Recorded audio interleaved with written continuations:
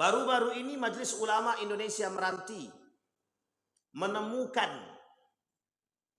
kajian-kajian sesat di Meranti. Apa kata mereka?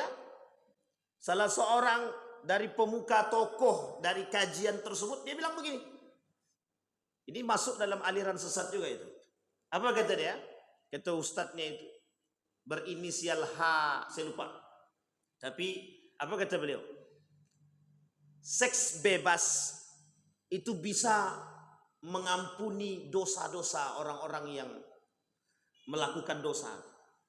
Dan itu dalam kajian. Dan dia beragama Islam. Tafa'atil aswat, kata Nabi. Di dalam masjid itu kelak orang-orang di dalam masjid akan saling mengangkat suara. Terjadi perpecahan. Terjadi, mohon maaf, bahkan sampai tonjok-tonjokan. Lempar-lemparan. Artinya apa? Orang-orang di dalam masjid tak menjaga lagi etika. Orang-orang di dalam masjid tak lagi menjaga adab. Fenomena yang muncul adalah hari ini mudah sekali kita nampak ada orang-orang yang nikah beda agama. Satu atap beda agama. Ada salah satu daerah itu di Riau ini, itu isinya dalam satu kampung itu beberapa kakak itu isinya memang nikahnya beda agama itu. Yang bapaknya agamanya Kristiani, ibunya agama Islam. Justru ada sebaliknya, ada yang beragama Buddha, ada yang beragama Hindu, ada yang beragama yang lain. Dan itu akur kami Ustaz. Makanya Pak Ustaz, nikah beda agama ini itu adalah toleransi tertinggi. Saya bilang itu bukan toleransi tertinggi. Itu fenomena kiamat. Bismillahirrahmanirrahim. Assalamualaikum warahmatullahi wabarakatuh. Alhamdulillahi Rabbil Alamin. Alhamdulillahilladzi an'ama bi ni'matil iman wal Islam bihima tatimmus salihat. Ashhadu an la ilaha illallah wa ashhadu anna Muhammadan abduhu wa rasuluhu la nabiyya ba'd. Allahumma salli wa sallim wa barik ala hadzal nabiyil karim. Allahumma salli ala Muhammad wa ala ali Muhammad fil alamin innaka Hamidum Majid. يا أيها الناس اتقوا ربكم الذي خلقكم من نفس واحدة وخلق منها زوجها وبث منهما رجالا كثيرا ونساء واتقوا الله الذي تساءلون به والأرحام إن الله كان عليكم رقيبا يا أيها الذين آمنوا اتقوا الله وقولوا قولا سديدا يصلح لكم أعمالكم ويغفر لكم ذنوبكم ومن يطع الله ورسوله faqad faza fawzan azima. Puji syukur kehadiran Allah atas limpahan rahmat dengan mengucapkan alhamdulillahirabbil alamin. Bersolawat kepada Nabi dengan mengucapkan Allahumma salli ala Muhammad wa ala ali Muhammad fil alamin innaka Hamidum Majid. Baik Bapak Ibu sekalian yang berbahagia, subuh hari ini insyaallah Allah berikan keberkahan. Allah kemudian turunkan karunia-Nya kepada kita semua. Allah jadikan setiap langkah kita dipermudah menuju surganya insyaallah. Allah jadikan keluarga yang sakinah, mawaddah warahmah. Allah jadikan anak-anak yang saleh dan salihah insyaallah, yang selalu berada dalam ketaatan kepada Allah. Baik Bapak Ibu sekalian yang berbahagia, di subuh hari ini kita melanjutkan kajian kita yang kemarin kita sudah kaji tapi lampu mati. Yang tak terima entah lampunya entah siapanya pun kita tak tahu. Kan begitu, yang mati lampu. Rupanya di sana mungkin sedang ada perbaikan gitu. Nggak tahu, kita nggak boleh suuzon pula kan. Kalau boleh suuzon mungkin agak apa sih. Tapi kita tak boleh suuzon. Insyaallah mudah-mudahan itu memang ketika itu listriknya mungkin ada yang bermasalah sehingga kita nggak pakai mic. Saya tidak tahu apakah suara saya sampai ke belakang apa tidak waktu itu. Jadi insya Allah kita coba ulang sedikit dari kajian kita yang kemarin maghrib itu. Baik Bapak Ibu sekalian yang berbahagia, insya Allah mudah-mudahan kalau tidak pertemuan ini, mudah-mudahan nanti pertemuan yang selanjutnya bisa selesai dari pembahasan tanda-tanda hari kiamat dalam pandangan Syekh Hasim Al-Asy'ari. Bapak Ibu sekalian yang berbahagia, semakin hari semakin tanda-tanda itu nampak jelas. Kita tak boleh mengatakan bahwa hari ini besok kiamat, itu tidak mungkin. Karena kiamat itu sudah menjadi rahasianya Allah dan yang tahu cuman Allah. Hanya saja bahasanya di dalam Al-Quran itu atiyatun la raiba fih. Yang namanya kiamat itu pasti datang. Cuman kita tidak tahu. Yang tahu itu siapa? Allah yang tahu. Dan ini kunci. Kunci keimanan. Kenapa kok bisa kita tidak tahu kiamat itu datang? Karena kalau kiamat itu tahu kita kapan datangnya, dah bersiap orang. Tapi Nabi ketika ditanya oleh ketika ditanya oleh seorang lelaki, kata dia bertanya tentang hari kiamat, mata sa'ah. Kata Nabi, wa mal mas'ul bi'alami minas sa'il. Yang ditanya ini tidak lebih tahu daripada yang bertanya. Kemudian dia bertanya, wa ma hiya amarat. Dia bertanya tentang amarat. Amarat itu artinya tanda-tanda. Yang kemudian setelah laki-laki ini pergi, kemudian Nabi bilang sama Umar bin Khattab dan para sahabat, kalian tahu siapa dia? Malaikat Jibril mengajarkan kepada kita tentang Islam. Nah, amarat ini yang tak bisa yang kita ingkari itu yang amaratnya. Artinya Allah sudah sampaikan, Allah sudah kasih wahyu melalui lisan baginda Nabi Muhammad SAW dari hadis-hadisnya baginda Nabi Muhammad SAW yang sudah Allah sebutkan sebagai tanda-tanda kiamat. Meskipun tanda-tanda itu ada yang mengatakan tanda-tanda kecil, tak ada masalah. Mau itu tanda-tanda kecil, mau itu tanda-tanda besar. Kalau tanda-tanda besar, kedekatan hari kiamat semakin dekat. Kalau tanda-tanda kecil dekat tapi belum sedekat tanda-tanda besar. Artinya ketika tanda-tanda besar itu datang, kalaupun ada umat manusia, orang-orang munafik, orang-orang kafir, tetapi orang-orang yang benar-benar beriman, dalam riwayat yang lain mereka berhijrah dari tanah mereka menuju Palestina. Inilah yang kemudian dipahami oleh para ulama bahwa di akhir zaman nanti, mendekat-dekat hari kiamat, orang-orang yang beriman kepada Allah itu dia akan tersisihkan. Tersisihkan apa mereka yang tadi kita sebut dalam hadis Nabi, fatuba lil ghuraba. Hanya orang-orang yang aneh memang. Yang selamat itu orang-orang yang aneh. Yang aneh, maksudnya siapa mereka yang aneh? Yang beriman, yang bertakwa, yang berilmu, yang berakhlak, yang beradab. Itu yang aneh di akhir zaman itu. Sehingga orang-orang yang aneh ini yang hijrah nanti. Orang-orang yang berjihad, orang-orang yang berhijrah. Mereka ini nanti yang akan kelak berangkat ke Palestina. Berhijrah ke Palestina. Mungkinkah itu kita atau siapa di antara kita? Wallahu a'lam bishawab. Artinya adalah kita berharap kita tak bertemu dengan hari kiamat. Karena yang ketemu dengan hari kiamat itu seburuk-buruknya kaum. Nah, maka seburuk-buruknya kaum ini oleh para ulama dikatakan. Kata para ulama, siapa yang seburuk-buruknya kaum tersebut? Orang munafik, orang kafir yang tak beriman kepada Allah. Dan ini yang menjadi masalah. Maka tanda-tanda hari kiamat besar itu datang. Tetapi setelah tanda-tanda kecil. Nah, tanda-tanda kecil itu tidak sedikit. Itulah yang Allah sebut.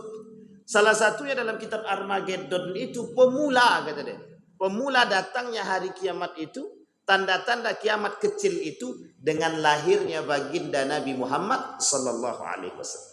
Jadi kelahiran baginda Nabi Muhammad sallallahu alaihi wasallam lahir itu tanda datangnya hari kiamat kecil. Apalagi meninggalnya Nabi, wong lahirnya Nabi tanda pemula. Dah kalau meninggalnya Nabi, meninggalnya sahabat, meninggalnya tabi'in, meninggalnya tabi'in, meninggalnya orang-orang yang saleh, maka kelak di akhir zaman kata Jabir, yurfa'ul ilmu, ilmu itu diangkat, wa yabqal jahil, yang tersisa orang-orang yang bodoh. Artinya kita tahu nampak urutannya. Nabi ketika masih hidup, pada masa Nabi hidup saja kesesatan ada. Kalau Nabi dah meninggal, tinggal sahabat. Pada masa sahabat, Abu Bakrin Siddiq, Nabi meninggal, Nabi palsu muncul. Artinya belum jauh jaraknya. Nabi masih hidup di akhir kehidupan Nabi, sebelum Nabi meninggal muncul Nabi palsu. Banyak orang yang tak mau bayar zakat keluar daripada Islam, murtad, yang kelak diperangi oleh Abu Bakar.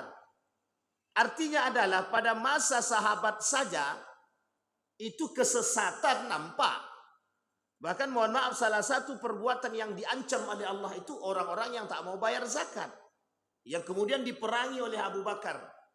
Tujuan Abu Bakar memerangi cuma satu, biar orang tidak mengatakan bahwa syariat zakat itu nanti tidak ada.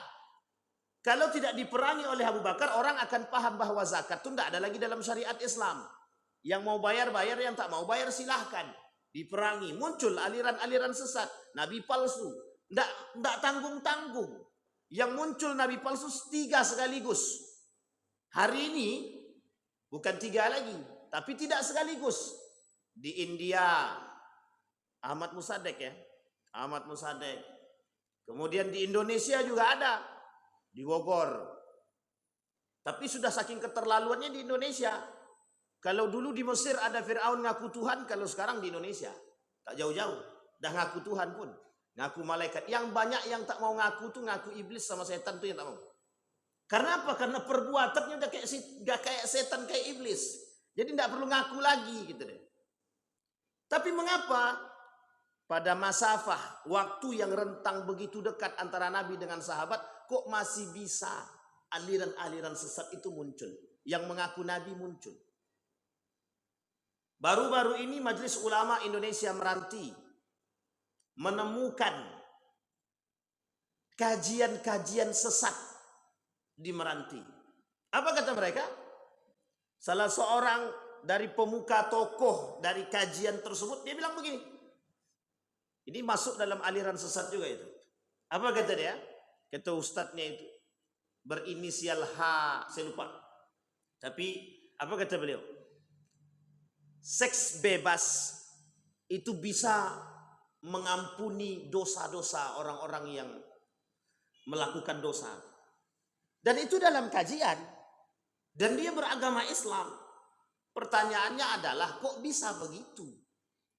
Kalau dia paham agama, mesti dia tak katakan demikian. Tetapi uniknya, itu ada pengikutnya. Dan ini tanda, artinya apa? Berkurang sedikit demi sedikit. Dari masa Nabi ketat, Islam ketat, agama jelas, panduannya jelas, tempat bertanyanya jelas. Pada masa sahabat mulai muncul nabi palsu, tetapi masih kokoh, masih kuat. Karena apa yang dilakukan oleh para sahabat mesti bersandar kepada Nabi. Sahabat tidak mau melakukan perbuatan kalau tidak pernah dilakukan oleh baginda Nabi Muhammad SAW. Jadi kalau Nabi tak buat, sahabat tak mau buat. Sehingga apa yang dilakukan oleh para sahabat itu mesti persetujuan Nabi. Hanya saja model persetujuan Nabi, ada yang diam, ada yang kemudian mengangguk. Ada yang kemudian memang bersifat jahar, jelas. Maksudnya apa? Pengakuan Nabi terhadap perbuatan dia jelas. Atau kadang-kadang Nabi cuma diam. Ada seorang sahabat Nabi kemudian bertanya tentang binatang yang seperti komodo. Seperti komodo. Boleh tidak dimakan? Nabi cuma diam saja. Artinya Nabi tidak membolehkan, tapi Nabi tak melarang. Sehingga para sahabat juga berbeda pendapat tentang pemahaman demikian. Ada yang mengatakan diam itu iya. Ada yang mengatakan Nabi tidak membolehkan, Nabi tidak melarang, tapi Nabi juga tidak membolehkan. Artinya tengah-tengah. Masa Nabi masih hidup. Sahabat tinggal. Begitulah para sahabat. Sahabat sudah tiada, tinggal tabi'in. Makin menjadi-jadi. Sudah mulai perbuatan-perbuatan yang tak pernah terjadi pada masa Nabi muncul. Kalau ada Nabi tinggal sandar. Kalau ada para sahabat tinggal sandar. Sekarang tabi'in. Pada masa tabi'in masih baik. Masih banyak orang-orang yang soleh. Setiap sudut itu orang-orang soleh.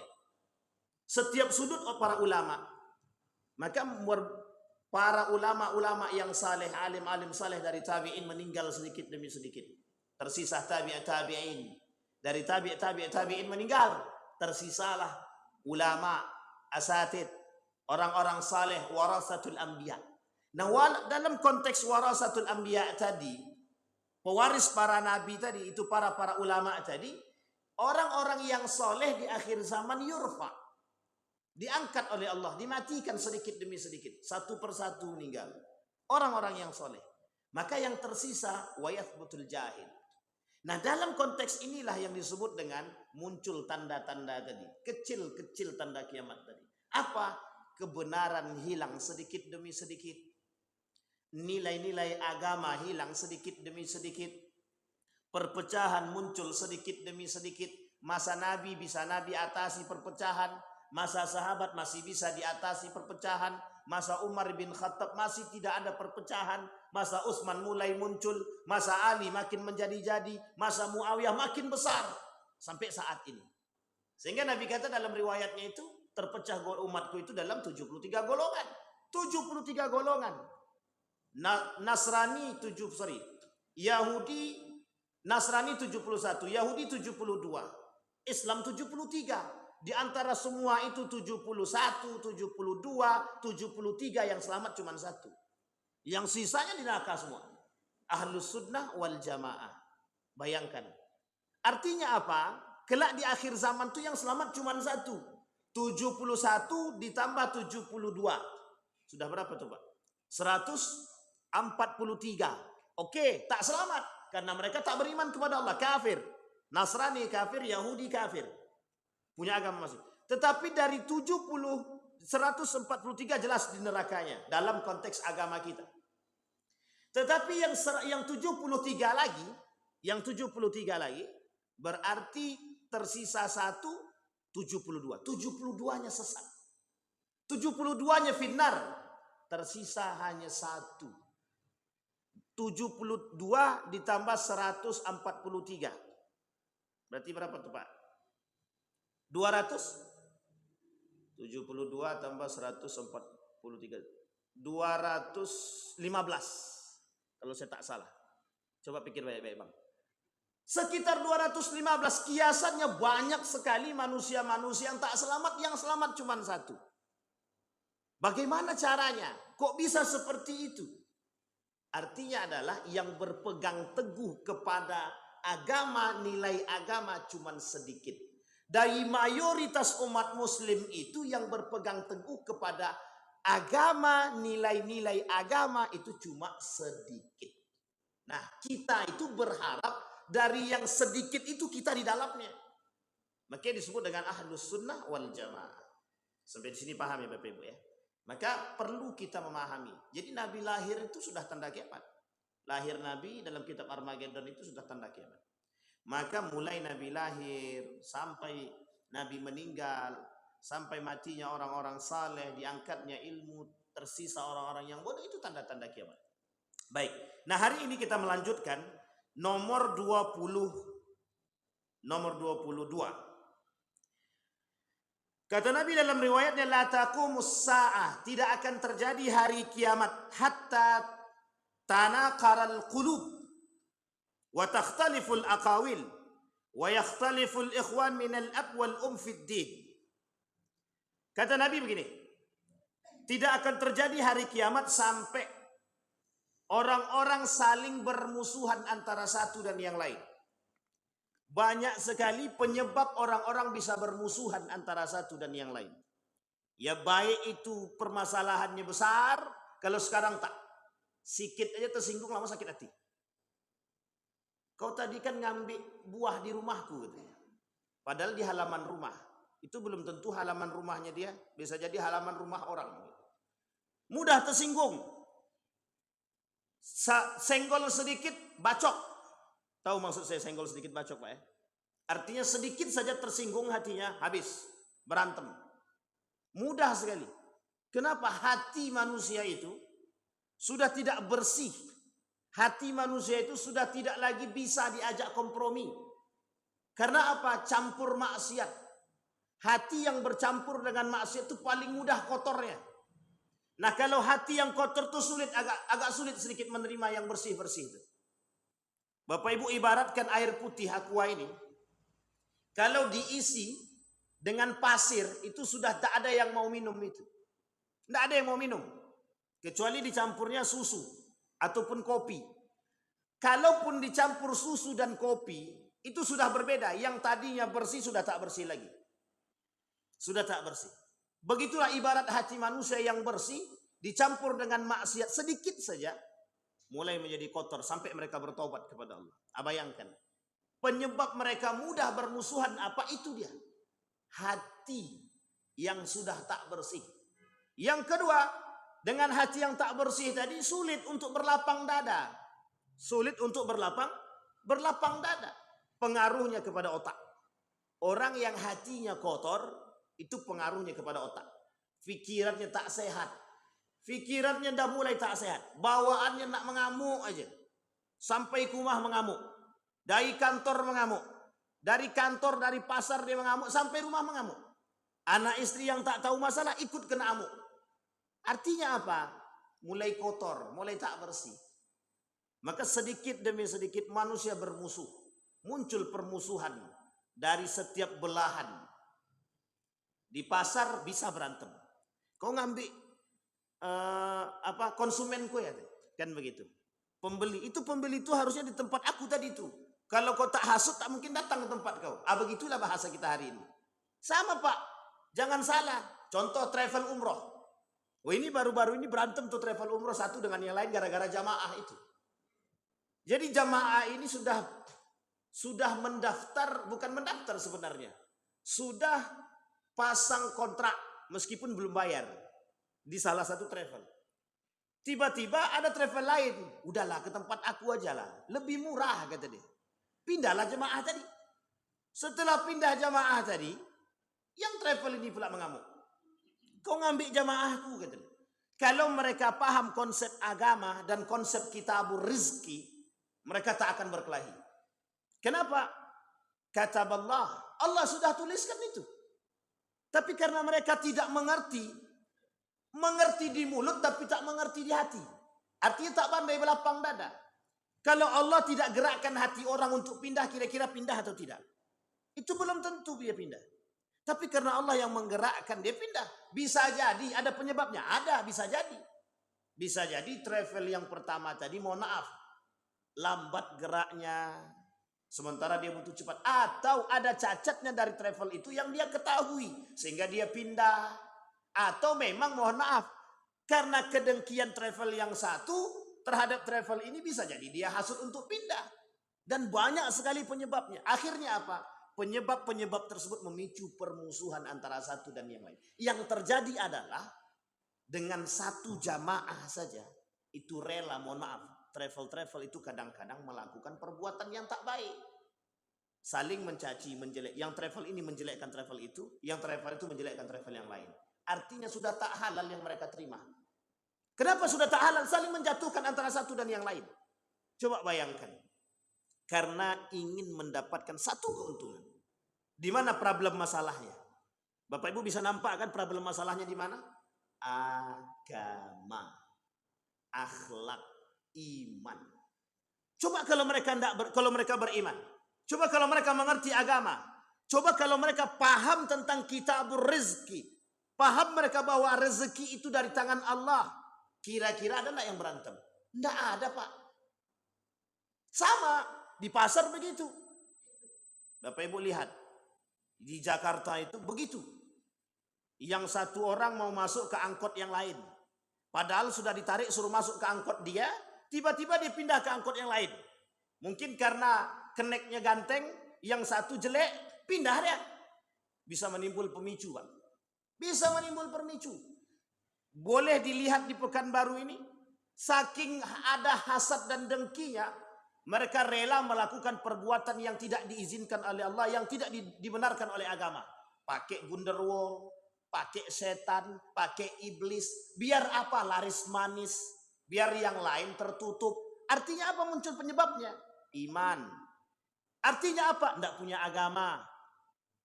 Artinya apa? Tak punya ilmu. Artinya apa? Kalau bahasa lainnya penyembah setan. Itulah bahasa lebih sederhananya. Sampai di sini paham ya Bapak Ibu. Dan itu kita lihat betapa setiap pojok itu mulai bermunculan sedikit demi sedikit. Tidak bisa berlapang dada. Oh iya ya, biarlah rezeki itu tak akan kemana. Mesti Allah tahu. Enak Pak, tapi kan tak begitu. Tetangga tak bertegur sapa, rumahnya dempet. Rumahnya dempet. Tidak ada pembatas bahkan, cuman dinding tok. Itu pun dindingnya dempet, tak tegur sapa. Kalaulah begitu kira-kira kedua belah itu punya keberkahan apa tidak? Tidak ada, Pak. Kalau tetangga dengan tetangga samping tak bertegur sapa itu tidak ada keberkahan dalam rumah mereka, itu tidak ada. Sekalipun mana yang benar ataupun yang salah. Karena yang benar setidaknya menurunkan hatinya, menurunkan egonya. Lebih dari 3 hari tak bertegur sapa, bisa masuk dalam kategori keluar daripada Islam. Artinya apa? Islam mengancam umat muslim yang tidak bertegur sapa dengan sesama mereka. Kekufuran mulai nampak. Sifat dalam diri mereka mulai nampak. Syaitan mulai berkuasa dalam diri mereka. Artinya Allah sangat mengancam perbuatan-perbuatan yang seperti itu. Baik. Karena disebabkan apa? Tak paham agama. Karena disebabkan apa? Hati yang kotor. Maka bersihkan hati. Makanya banyak para ulama mengajarkan tazkiyatun nufus. Artinya apa? Membersihkan jiwa. Ada yang dengan zikir, ala bi dzikrillahi tatmainnul qulub dan lain sebagainya. Wa takhtaliful aqawil. Mudah sekali berseberangan. Ada orang yang berkata tapi tak menjalankan perkataannya. Ada orang yang tidak bisa istiqamah dari perkataan dia. Manusia-manusia di akhir zaman, kata Nabi, di akhir zaman itu inkonsisten. Apa yang dia ucap belum tentu itu yang dia buat. Apa yang dia ucap bisa jadi besok berubah lagi ucapan itu. Artinya mudah mengingkari. Tanakaral akawil. Mereka saling mengingkari perkataan mereka antara satu dan yang lain. Kadang-kadang saling berbeda pendapat. Muncul debat kusir. ILC contohnya misalkan. Debatnya bagus. Tapi di ending daripada itu kadang-kadang bisa bermusuhan. Ada debat-debat kusir yang lain. Yang menghadirkan, mohon maaf, orang-orang yang mengkerdilkan agama. Ada debat-debat yang lain. Yang memang sengaja dibangun untuk memunculkan perselisihan dan perpecahan. Perdebatan-perdebatan yang tidak pernah diinginkan oleh agama. Sehingga Imam Al-Ghazali tak mau lagi berdebat itu. Meskipun dulu dia ahli debat. Tapi dia tak mau lagi berdebat. Imam Syafi'i pandai berdebat. Ahlul jidal. Mengerti, pintar, ilmu, cerdas. Tapi dia tak mau lagi. Membenci. Kenapa? Karena kadang-kadang dengan perdebatan itu cuma satu yang mereka inginkan. Kalau aku menang, bahwa perkataan aku lebih didengar.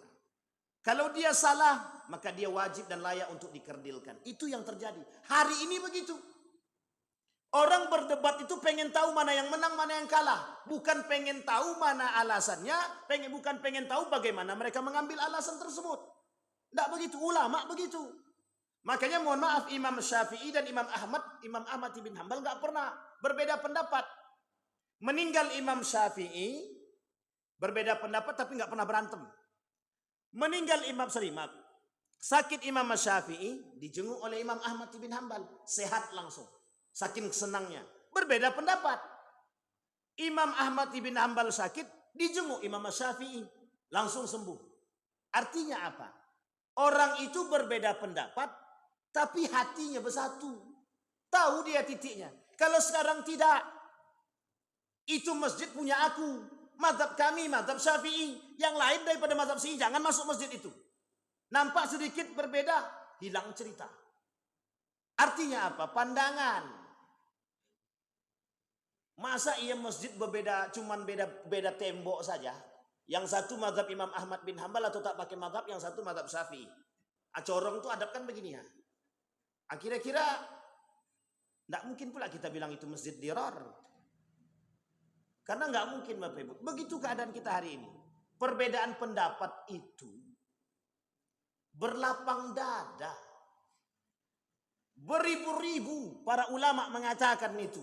Berlapang dada dengan pendapat orang lain. Hari ini orang tak mau menerima pendapat orang itu, tidak mau.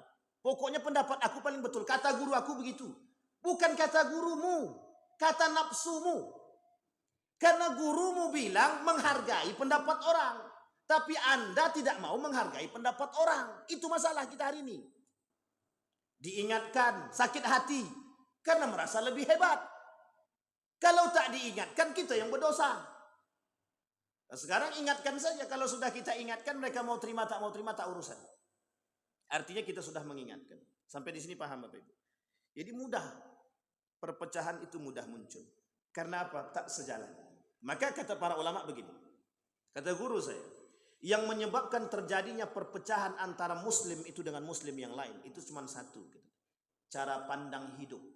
Yang satu cara pandangnya dunia, yang satu cara pandangnya akhirat. Itu akhirat dan dunia tidak bisa dicampur. Kayak minyak dan air. Itu mesti terpisah. Tidak bisa dicampur. Dan gak akan bisa nyatu. Yang satu tujuannya dunia, yang satu tujuannya akhirat. Yang satu masuk masjid pengen ada duitnya, yang satu mau ngurus masjid karena ikhlas. Itu gak akan nyambung itu. Yang ngurus masjid pengen ikhlas, yang satu ngurus masjid karena ada duit, itu gak akan nyambung. Yang dicari apa? Bagaimana caranya menyingkirkan yang mukhlis ini? Mesti begitu. Iya. Yang satu mengerti agama, tujuannya akhirat. Dalam segala macam. Ada ulama yang benar, ada ulama yang tak benar. Ulama yang tak benar, dia akan menyingkirkan ulama yang benar. Ulama yang benar, karena dia mukhlis, ya sudahlah. Artinya apa? Tidak akan ketemu. Titiknya itu tidak akan dapat. Karena apa? Karena itu tadi, saling berseberangan antara satu dengan yang lain. Cara pandang itu tadi. Sampai di sini paham ya Bapak Ibu. Maka bahasa Nabi dalam riwayat yang lain dalam kitab yang sama, irtafa'atil aswat, kata Nabi. Di dalam masjid itu kelak orang-orang di dalam masjid akan saling mengangkat suara. Terjadi perpecahan. Terjadi, mohon maaf, bahkan sampai tonjok-tonjokan. Lempar-lemparan. Artinya apa? Orang-orang di dalam masjid tak menjaga lagi etika. Orang-orang di dalam masjid tak lagi menjaga adab. Karena apa? Karena tak punya iman, tak punya akhlak, tak punya adab, tak punya ilmu. Mereka punya ilmu, tak punya adab. Mereka tak punya iman. Akhirnya apa yang terjadi? Di dalam masjid bukan menjaga etika dalam masjid, tapi justru, mohon maaf, menghancurkan masjid. Makanya Bapak Ibu, memang agak sulit sedikit. Hari ini memang mengurus masjid itu butuh perjuangan. Kenapa saya katakan butuh perjuangan? Kalau tak ada duit, tak ada yang mau ngurus masjid. Duit masjid itu kasnya nol. Satu pun tak akan ada yang mau mendekat. Tak usah saya lah jadi ketua masjid. Tak usah. Yang lain aja. Tapi kalau sudah banyak saldonya, aku mau. Semua orang mau jadi ngurus masjid. Coba bayangkan itu. Itu karena apa? Beda orientasi. Yang satu ikhlas, yang satu tak ikhlas. Karena ada duit. Ini yang harus kita perhatikan. Karena perjuangan. Ngurus masjid itu juang. Baik. Wa yakhtaliful ikhwan minal ab wal fid din.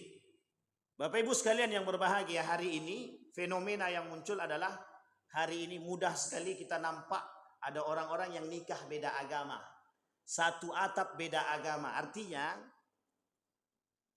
1 tahun yang lalu kalau saya tak salah atau 2 tahun yang lalu, pernikahan beda agama itu dilakukan oleh seorang staf ahli kepresidenan kalau saya tak salah. Nikah beda agama terang-terangan. Artinya secara tidak langsung dia sedang melanggar aturan agama dan undang-undang. Bayangkan aturan agama dipermainkan secara terang-terangan. Kata Nabi tak salah kalau Nabi berkata demikian. Orang-orang saling, aku cinta pada dirimu. Ini cinta nih yang menjadi masalah sekarang. Nafsu setan. Rela dia mengorbankan agamanya demi cinta. Padahal cintanya tak ikhlas-ikhlas juga itu. Tidak ikhlas itu. Kalaulah manusia cintanya karena Allah, tidak mungkin dia korbankan agamanya. Itu tidak mungkin Pak. Tidak mungkin. Mesti dia lebih pilih agama daripada ayang-ayangnya itu. Ini sekarang ini fenomena. Ada salah satu daerah itu di Riau ini, itu isinya dalam satu kampung itu beberapa kakak itu isinya memang nikahnya beda agama itu. Yang bapaknya agamanya Kristiani, ibunya agama Islam. Justru harus sebaliknya, ada yang beragama Buddha, ada yang beragama Hindu, ada yang beragama yang lain. Dan itu akur kami Ustaz. Makanya Pak Ustaz, nikah beda agama ini itu adalah toleransi tertinggi. Saya bilang itu bukan toleransi tertinggi. Itu fenomena kiamat. Kenapa kita katakan fenomena kiamat? Agama melarang nikah beda agama. Kita memunculkan pernikahan. Agama melarang keras nikah beda agama, kecuali ahlul kitab. Ahlul kitab itu dulu, sekarang tak ada lagi. Lain waktu kita bahas siapa ahlul kitab itu. Biar Bapak Ibu tahu ahlul kitab itu ada nggak atau tidak sekarang ini. Sudah biasa orang nikah beda agama hari ini. Sehingga yang terjadi, mohon maaf Bapak Ibu, dampak daripada nikah beda agama itu berat.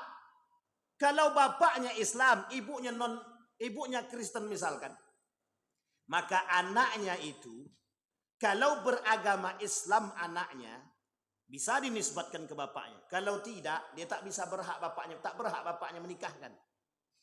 Nah, coba bayangkan. Bukan hanya itu, permasalahan waris tak berhak dapat. La yarithul kafir muslim wala muslim kafir. Orang muslim tak berhak mendapatkan harta waris dari orang kafir. Orang kafir tak berhak mendapatkan harta waris dari muslim. Anak bapak tak bisa menikahkan anak tak bisa juga menikahkan kakaknya kalau beda agama. Dampaknya berat, Pak. Apalagi sekarang. Yang penting kan Ustaz, kalau tes DNA dia jelas bapaknya siapa. Tes DNA itu bukan berarti menghalalkan yang haram. Memang tes DNA itu pengakuan, tapi tak bisa menghalalkan yang haram. Oh, si Anu itu anak siapa? Ini anak hasil zina tuh. Kalau secara tes DNA terakui. Tapi coba secara Islam. Anak hasil zina. Boleh atau tidak dinisbatkan kepada bapaknya? Tak boleh. Boleh tak dapat warisan? Tak boleh. Apa gitu bahasa agama? Sampai di sini paham ya Bapak Ibu. Sehingga dampaknya berat Bapak Ibu. Besar. Nikah beda agama itu. Hari ini nikah beda agama udah biasa. Toleransi. Justru kalau ada yang melarang nikah beda agama, intoleran. Nah, bayangkan tuh bahasanya. Dah jelas. Banyak orang-orang bermunculan yang sok mengerti agama. Boleh nikah agama, boleh. Kata mereka begitu. Ternyata setelah dicari tahu siapa mereka, kaum liberal. Orang-orang yang sok mengerti agama. Tapi pada hakikatnya mereka nggak mengerti agama. Kenapa demikian?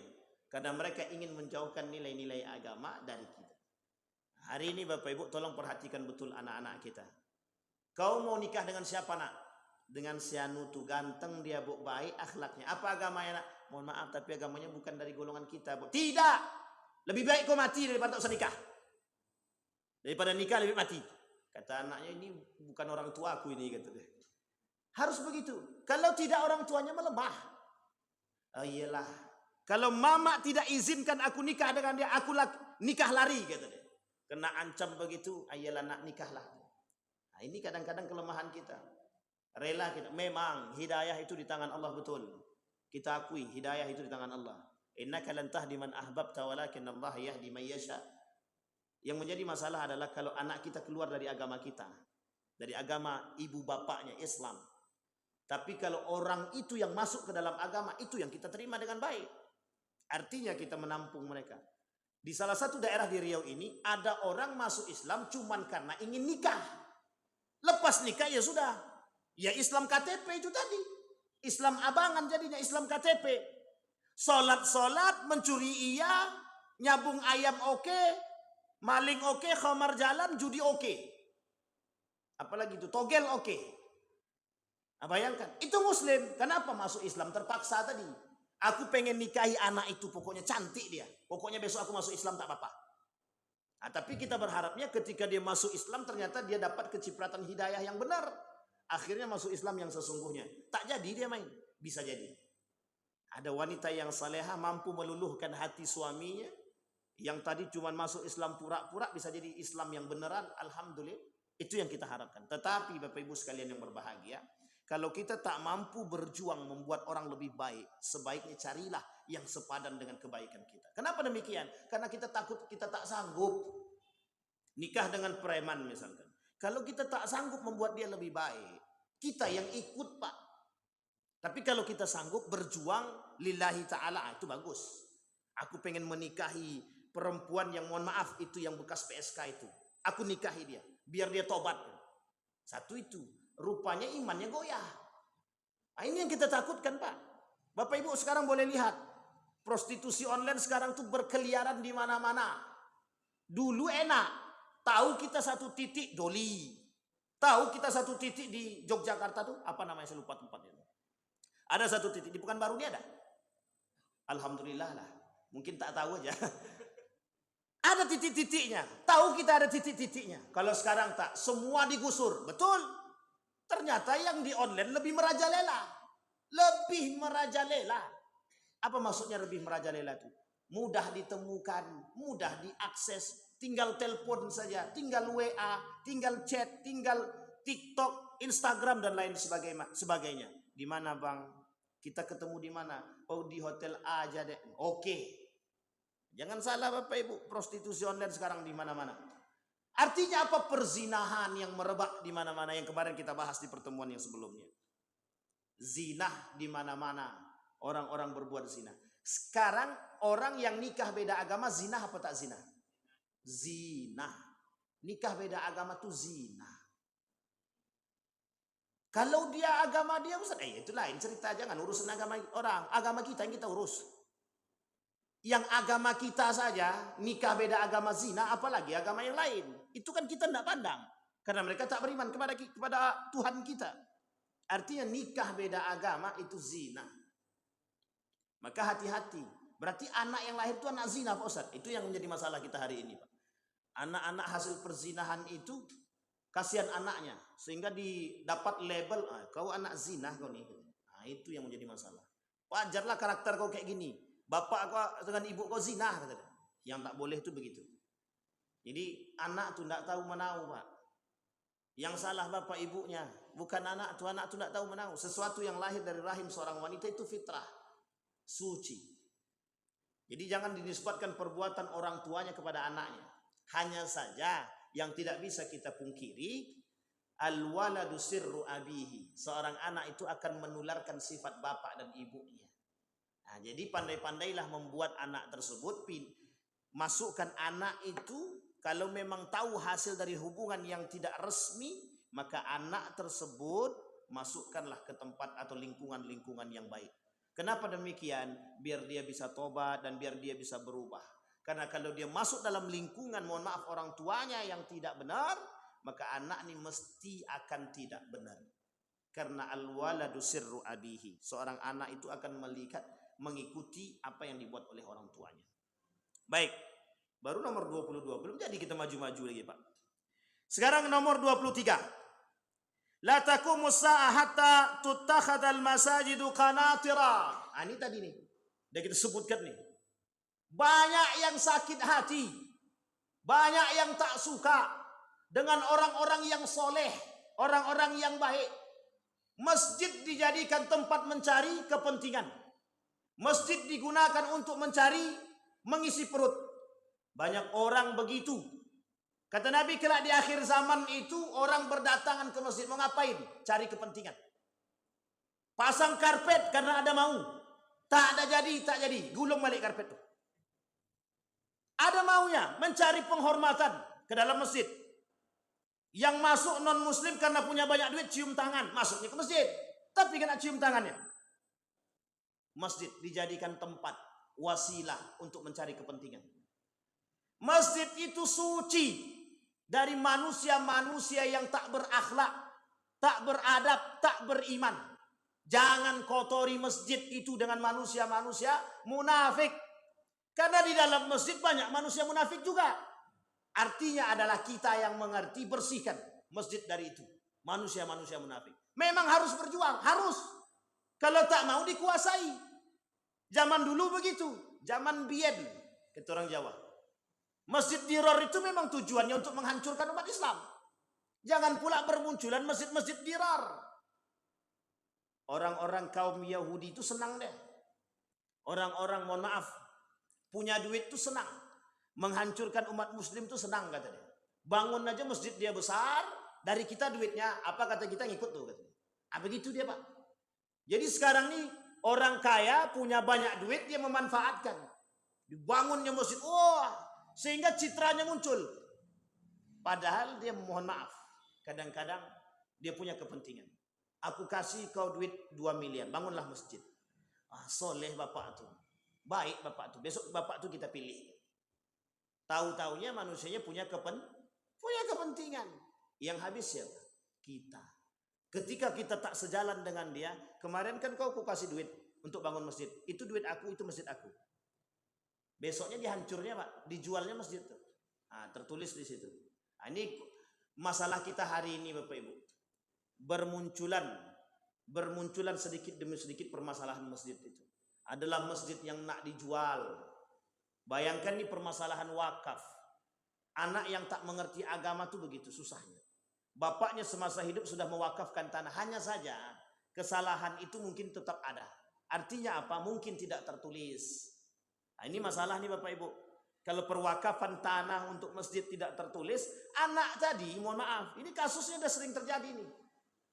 Kata anaknya, ini tanah bapakku, aku punya hak. Mana surat wakafnya? Tidak ada. Siapa saksinya? Tidak tahu. Kalaupun ada saksinya, tapi tidak ada suratnya, tak kuat juga. Akhirnya kata anaknya, ini surat tanahnya jelas tidak diwakafkan. Ada sama saya. Mulai besok masjid ini tutup. Masjid ini kami jual. Nak kami hancurkan, kami jadi rumah. Kalau ada yang begitu itu memang paling kualat itu. Celaka. Loh ya memang begitu Bu. Orang yang menghancurkan masjid itu celaka. Kecuali masjid itu masjid dirar.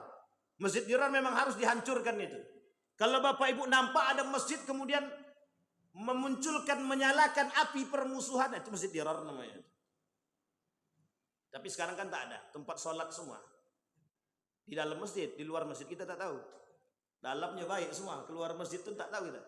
Tapi kita berharap tidak seperti itu. Kita berharap orang-orang yang keluar dari masjid itu sesuai dengan apa yang mereka lakukan ketika di dalam masjid. Sholat mereka, keluar dari sholat mereka menjalankan apa yang mereka lakukan sesuai dengan apa yang dituntut oleh syariat. Sampai di sini paham Bapak Ibu? Masalah masjid ini Bapak Ibu, permasalahan masjid itu komplikasi. Yang tadi kita sampaikan, ketika masjid tak ada duit, tak ada yang mau. Ketika masjid itu, mohon maaf, jendelanya tak ada, alhamdulillah Pak. Ada beberapa masjid sampai hari ini kadang-kadang kita miris. Apa itu mirisnya? Cuman duduk di tengah jalan tuh, narok kantong Pak. Bang sedekah untuk masjid. Yang dikasih 1.000, 2.000, alhamdulillah sih mereka kasih. Tapi uniknya adalah, mohon maaf, pembangunan masjidnya sampai 10 tahun tak jadi-jadi. Itu tak ada yang mau ambil urus itu.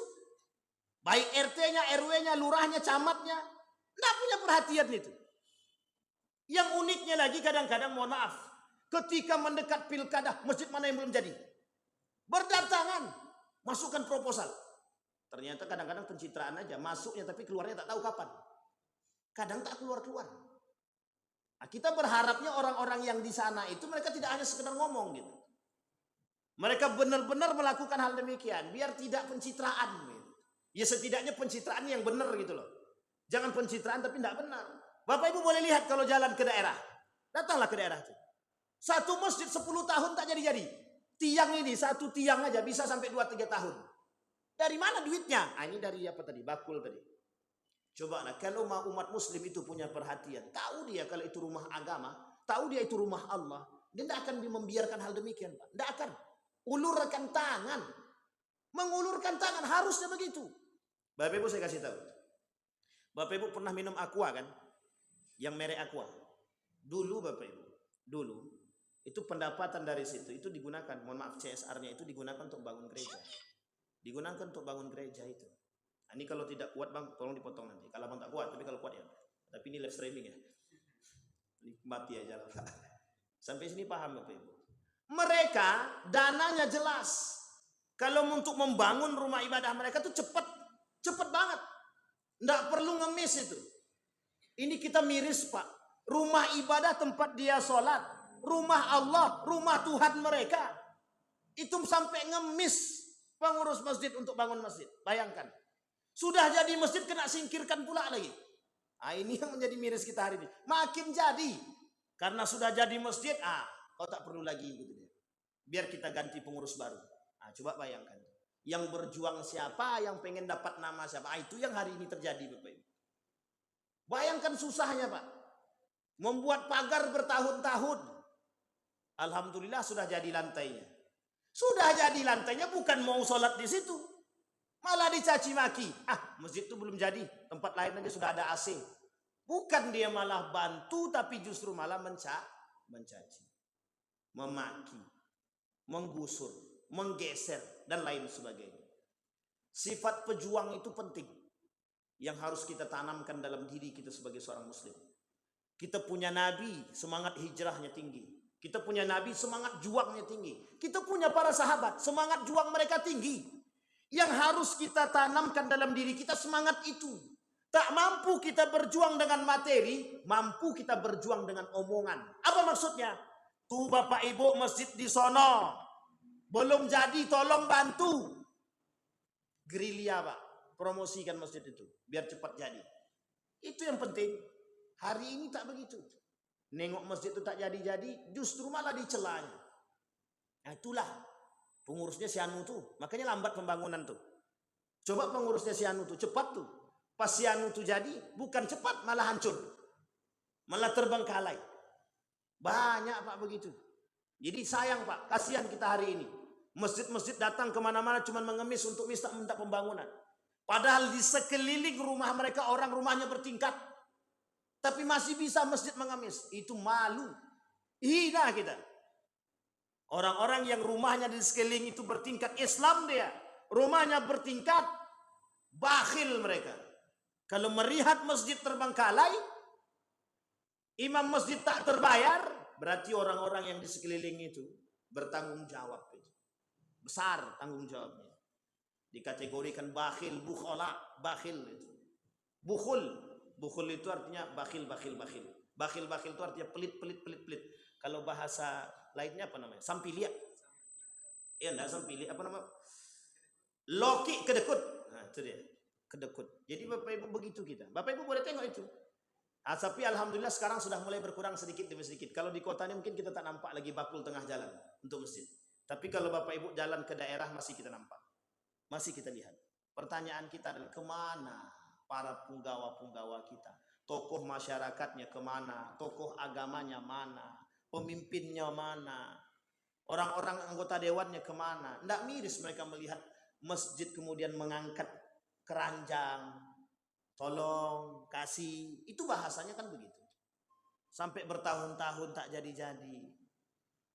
Bukan karena, mohon maaf, masjid itu bukan karena dapil ya. Ingat ya, masjid bukan karena dapil. Masjid itu tanggung jawab semua umat muslim. Semua. Bukan ketua masjid. Tanggung jawab masjid itu semua umat muslim. Bukan ketua masjid. Ketua masjid cuma untuk pengkoordinir saja. Yang lainnya punya tanggung jawab. Kotor masjid itu semua umat muslim punya tanggung jawab. Ini kok kotor nih, masjid ini kok busuk kali. Jangan berani protes, bersihkan. Ini bangunnya protes saja. Bersihkan tak mau. Dah kayak raja saja datang ke masjid. Siapa lo? Kan begitu. Di dalam masjid Bapak Ibu tidak ada perbedaan. Semua sama. Sekalipun presiden datang ke Masjid Jamiatul Zahidin itu, kalau memang masbuk aja. Nggak usah dibagi tempat, ditunggu dulu. Ditunggu sampai waktu udah mau habis, baru datang presiden tadi. Nggak bisa begitu. Di masjid, di soft ini semuanya untuk orang-orang yang beriman. Untuk orang-orang muslim. Siapapun berhak mendapatkan soft pertama, kedua, ketiga. Bukan berarti, ini tempat wali kota nih. Ini tempat gubernur. Tak ada. Semua sama. Kecuali gubernur itu atau wali kota itu sebagai khotib, bolehlah. Karena kalau ke belakang agak jauh sedikit, tinggal maju. Tapi kalau tetap masbuk, ya masbuk aja.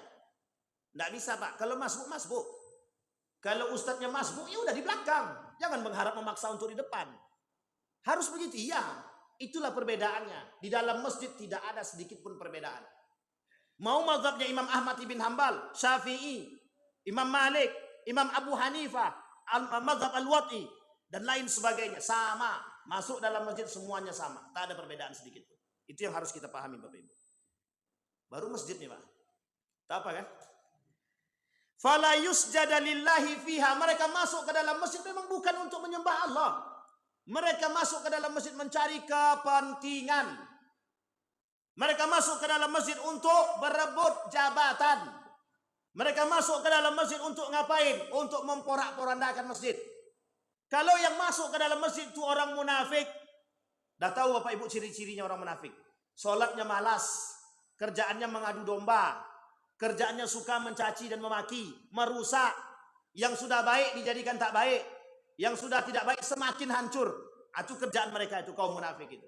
Nah, masuk orang-orang ke dalam. Orang-orang seperti itu kalau masuk ke dalam masjid, yatabaha fihi, berbangga-bangga diri. Orang-orang yang masuk masjid berbangga-bangga diri karena harta mereka, merasa menganggap mereka yang sudah punya. Ini kan masjid dulu aku yang bangun nih. Paling tidak 2 miliar dulu aku kasih nih. Ada masuk ke dalam masjid itu baunya udah begini tuh. Jalannya. Untuk apa? Sini, cium tangan. Ya Allah ya Rabbi. Hati-hati Bapak Ibu yang punya harta. Ikhlas karena Allah. Kami tak salah. Kita berharap para dermawan-dermawan. Tapi jangan kedermawanan itu Anda manfaatkan sebagai sebuah kesombongan. Itu yang menjadi masalah. Orang-orang tidak sholat. Maksudnya apa? Kenapa mereka tidak sholat di dalam masjid? Karena mereka masuk ke dalam masjid mencari kepentingan, membangga-banggakan diri, menganggap diri paling alim, paling soleh, paling baik, sehingga paling kaya dan lain sebagainya. Artinya apa? Mereka merusak nilai-nilai etik dalam masjid. Mereka merusak nilai-nilai adab dalam masjid. Mereka tak beriman. Mereka adalah orang-orang munafik. Baik. Kemudian, wa hatta yab'atsal ghulamu syaikha baridan bainal ufuqain. Sehingga kelak di dalam masjid itu muncul. Karena ingin terjadinya penguasaan tadi, aku kubu si A, imam kami si Anu. Dalam masjid bisa sholat 2. Jadi 2 kali sholat jamaah. Yang satu jamaah masjid sebelah sono. Artinya dalam satu masjid sholat 2 jamaah. Itu bukan lagi tercela, sungguh sangat tercela. Yang satu mohon maaf, aku tak sejalan dengan imam itu. Udahlah kami sholat di pojok sana. Imamnya si Anu. Mazhab kami A. Yang satu sholat di sana. Kalau sudah terjadi seperti ini, kalaulah sampai terjadi seperti ini di dalam masjid, ada 2 kali sholat jamaah, ada 2 kubu sholat jamaah, artinya apa? Masjid itu sedang sangat tidak baik. Sedang dalam bahaya. Sedang dalam penyakit yang sangat-sangat dramatis. Hari ini begitu. Banyak kita temukan masjid-masjid itu terpecah. Aku bukan golongan si Anu, tapi aku golongan si B. Aku bukan golongan si B, tapi aku golongan si C. Apalagi kalau dalam masjid itu sholatnya sudah 3, 4. Di mana sholatnya mazhab A? No, sono. Mazhab B, sono. Mazhab C, depan. Mazhab D, belakang. Yang di depan mazhab siapa? Nggak pakai mazhab, kata dia. Coba bayangkan, Pak. Artinya apa? Itu kiasan Bapak Ibu, kiasan. Bermunculan orang-orang kelak di akhir zaman, kata Nabi, yang masuk ke dalam masjid itu mereka hanya bertujuan untuk memecah belah umat saja. Mereka tak punya peran untuk mengembangkan nilai-nilai agama, tapi justru mereka meredupkan. Bapak Ibu sekalian yang berbahagia, masjid itu tombak peradaban hari ini. Masjid itu bertujuan untuk membangun peradaban. Nilai-nilai agama hari ini itu sangat nampak di dalam masjid. Kalaulah di luar masjid sulit untuk kembali meningkatkan, memunculkan, mengembangkan, menumbuhkan nilai-nilai agama, sulit. Apalagi di pasar, berat cobaannya. Kalau dalam masjid tidak, mudah. Nah, kalau yang di dalam masjid sudah diporak-porandakan, apalagi di luar. La masjidu ussisa 'ala taqwa min awwali yaumin ahaqqu an taquma fihi rijalun yuhibbu ayyatatahhar wallahu yuhibbul mutahhirin. Itu kunci masjid. Bukan masjid dirar. Dua-duanya di dalam Al-Qur'an. Satu masjid dirar untuk dihancurkan, yang satu tujuan masjid itu untuk menciptakan ketakwaan. Kalau ada orang masuk masjid justru keluar masjid semakin brutal dia, berarti memang bukan sholat dia dalam itu. Masuk ke dalam masjid dia sholat, habis sholat keluar ternyata bawa kotak infak. Cuman tak tahu, orang tak tahu, rupanya kotak infaknya kosong. Nah, itu yang terjadi di salah satu masjid di Pekanbaru hari ini, Bapak Ibu. Masjid Nurul Yakin. Kena maling. Ternyata yang diambil bukan infak masjid. Kalau saya tak salah infak masjid apa infak anak yatim gitu. Enggak, masjid Nurul Yakin. Iya kan? 3 kena.